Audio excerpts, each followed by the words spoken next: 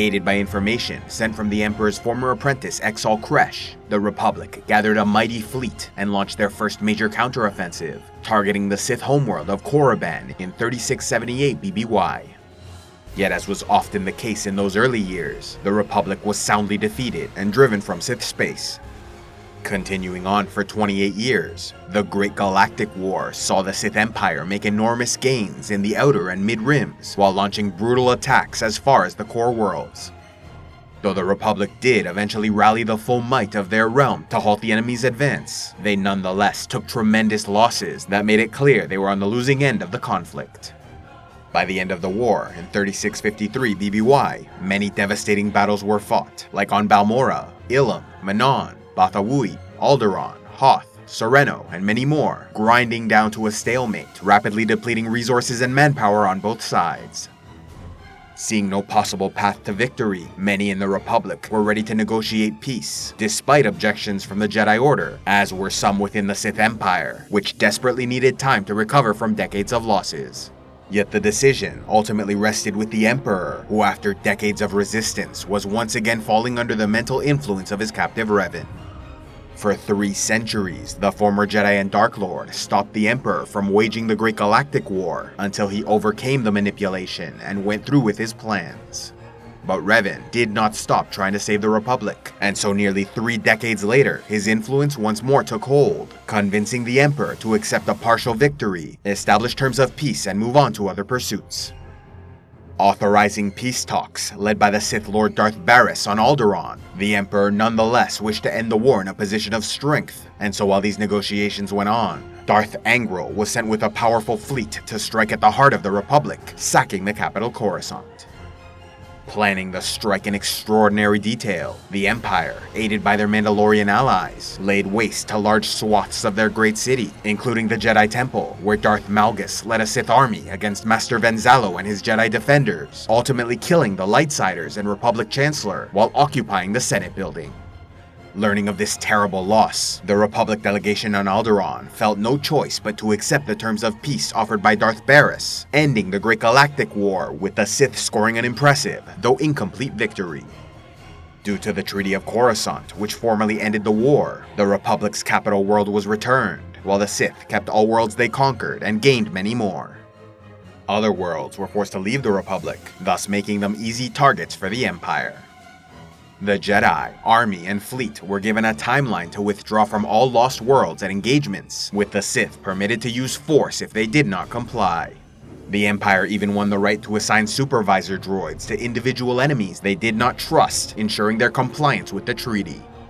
Ushering in years of tension, skirmishes, proxy battles, and an overall state of Cold War, the Jedi Order were blamed for the loss by many on Coruscant, and so they moved their headquarters to their ancient homeworld of Tython where they might rebuild their strength. Temporarily sated by his victory in the war, the Emperor retreated back to the shadows to focus on other interests, leaving their newly expanded empire under the rule of the Dark Council, which consolidated power while competing to elevate their influence within the government. Throughout the years of this prolonged galactic conflict, waging a massive interstellar war was not the only priority for the Emperor, as even during some of the most intense fighting, his attention was partially pulled away by his life as Valkorion in his true home of the Eternal Empire. Critically impacted by the influence of Revan, it was possible the Emperor grew curious about the concept of a loving family, something he never experienced even as a child, admiring the depths of his captive's passion for Bastila Shan and the son they created.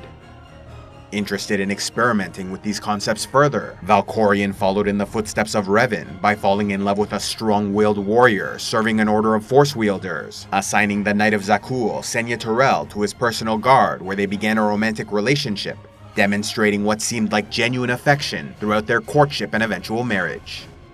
Yet as his attention was pulled toward the many setbacks and failures faced throughout his decades-long Sith War, his attitude grew colder, more distant and harsh, not only in his marriage, but also with their children, as Senya gave birth to elder twin boys, Thexan and Arkan, as well as a younger daughter, Vaylin. Training his sons as powerful Force users from an early age, Valkorion taught them a harsh dark side philosophy that claimed they could have anything if they were willing to sacrifice. Perhaps remembering his own childhood of solitary hardship and violence, the Emperor sought to fuel anger, hatred, and ambition in his sons, expecting the highest standards while offering no praise or affection whatsoever. As expected, the highly skilled and accomplished twins grew increasingly resentful, though Thexan proved more temperate with his feelings, while Arkan grew obsessed with gaining his father's approval, and at the same time hated him for the emotional neglect. Somewhat ignored by their father in her younger years, Vaylin spent much of her childhood with her mother, who noticed her growing force powers, and having witnessed the treatment of her sons, tried to shield her daughter from the machinations of her husband.